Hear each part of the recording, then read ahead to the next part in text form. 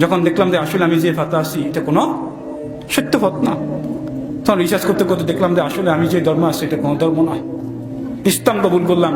আজকে ইসলাম কবুল করতে গিয়ে আজকে চোখটা অন্ধ, আজকে ইসলাম কবুল করতে গিয়ে আজকে কানে শুনি না, আজকে ইসলাম কবুল করতে গিয়ে আজকে মাথার উপরে চাইনিজ কলের কোপ খেলাম, আজকে ইসলাম কবুল করতে গিয়ে মাথা দিয়ে রড ঢুকানো হয়ে গেছে, আজকে ইসলাম কবুল করতে গিয়ে আজকে দাঁত ভাঙা, আজকে ইসলাম কবুল করতে গিয়ে আজকে খুদ দিয়ে টান দেওয়া হয়েছে, ইসলাম কবুল করতে গিয়ে পায়ের মধ্যে গরম তরোয়াল লাগাই দিয়েছিল।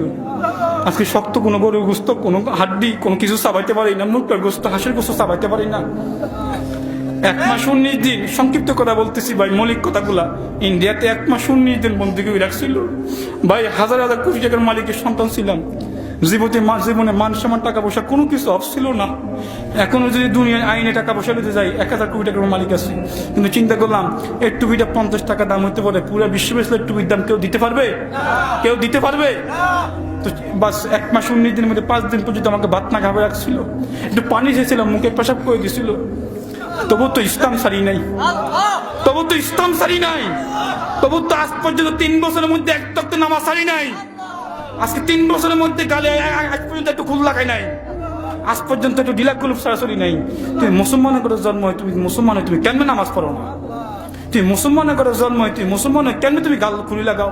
তুই মুসলমানের করে জন্ম হয়, মুসলমান ফজরের সময় তুমি কেমনে তুমি মসজিদে শুইতে আজানের শুয়ে তুমি মসজিদে আসো না? তুই মুসলমানের করে জন্ম হয়, মুসলমান, তুমি কেন ঢিলা কুলুপ করো না? ভাই আপনি একটু চিন্তা করেন।